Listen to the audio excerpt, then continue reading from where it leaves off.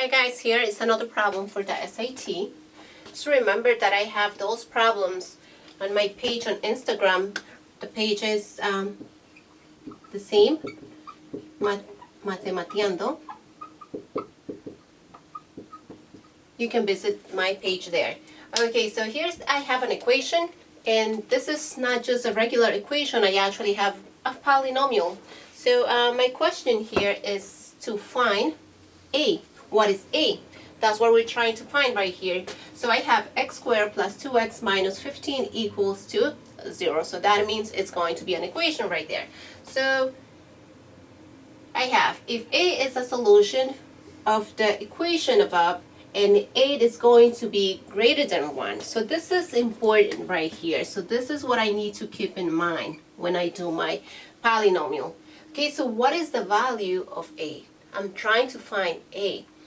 Okay, so I have the polynomial here, a quadratic polynomial. So I see right here the 2. That means this 2 up here, the exponent, means that I'm going to get 2 answers from this equation.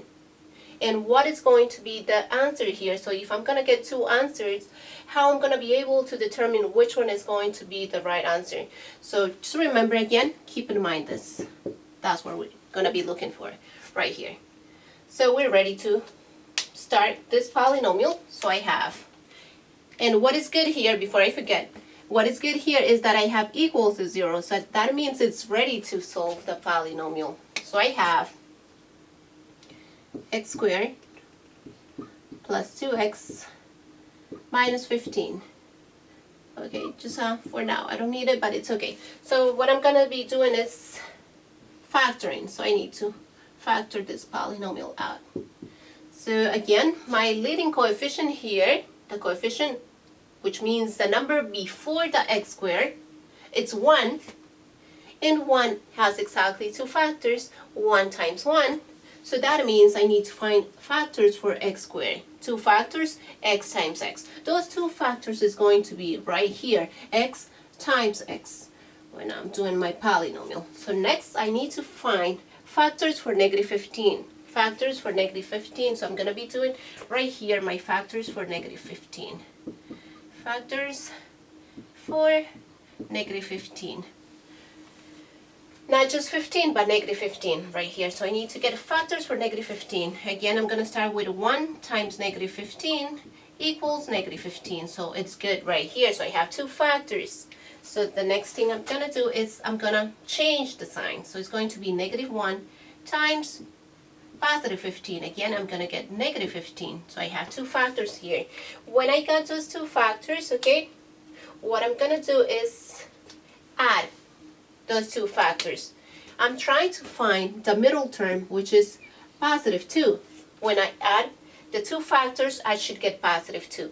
So I'm going to check right here. So it's going to be 1 plus negative 15. 1 plus negative 15. Remember, when you're multiplying a positive and a negative, becomes a negative, so it's going to be minus 15 right here. So if I add it, it's going to be 1 minus 15, it's going to be negative 14.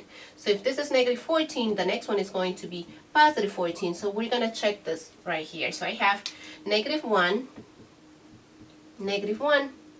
plus 15. Negative 1 plus 15 is going to be positive 14. So it doesn't work. The 2 first factors, they don't work. So I'm ready to check the next 2 factors. Okay, so I have 2. It doesn't go into 15 because 15 is an odd number. So that means it's not divisible by 2. So I'm going to move to the next number, which is 3. So I'm going to try 3 times negative 5. 3 times negative 5, it's going to be negative 15, which is good. Now I'm going to check by adding the 2 factors and see if I'm going to get positive 2. So I'm going to have 3 minus 5, and this is going to be negative 2. I got the 2, but this 2 is positive, this is negative, so it doesn't work. This one doesn't work, 1, 2, and 3. So that means we need to keep trying. Right here is going to be negative 3 times positive 5. It's going to be negative 15, which is good. Now I need to add those 2 factors, and it's going to be negative 3 plus 5. What is negative 3 plus 5? It's going to be positive 2 right here, so this is the one that I'm looking for. Okay, so now I have, once you have those two factors, what you're going to do is check the signs of those two factors. The 3 is negative 3 and positive 5. So that means this is positive 5. So you're going to keep those two factors right here in any order that you want. You can put the plus 5 in the first factor and the negative 3 on the second factor. So it's up to you. So we can do right here, we can do plus 5. Make sure you keep those signs here. So it's going to be plus 5, and that means this is going to be minus 3. So now I have the two factors there, so I don't need this anymore, so I'm going to erase it. So now what I'm going to do, so this is the right factors, but if you want to check, you can actually multiply. Okay, you can multiply. Let's check really fast, and we're going to do x plus 5 times x minus 3. Distributive property, x times x squared, x times negative 3 is going to be minus 3x. Then we go to the bottom right here, not the bottom, the next factor, I do it like this.